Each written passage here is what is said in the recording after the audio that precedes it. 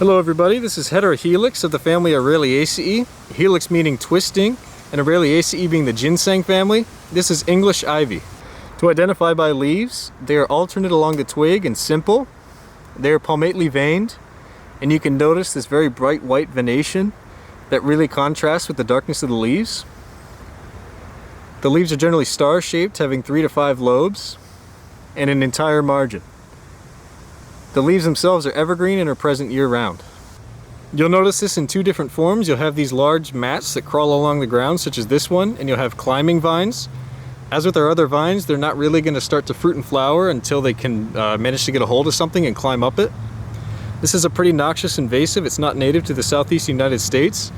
As you can see here, these thick mats, and whenever it climbs up trees, they can form pretty dense thickets that's really hazardous and detrimental to our native flora, and it outcompetes them.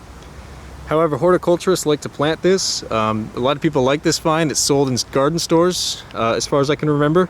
But it is a pretty noxious invasive, and we do advise against planting it. A couple notes about this vine. It starts off a fleshy green, but as it matures it starts to turn a dull pale brown color. It starts to look similar to poison ivy with those adventitious roots. Although I've noticed that the roots on this tend to be paler and a little stouter than poison ivy's. Also, the leaves on this are evergreen, so you should be able to have them year-round, whereas poison ivy is deciduous.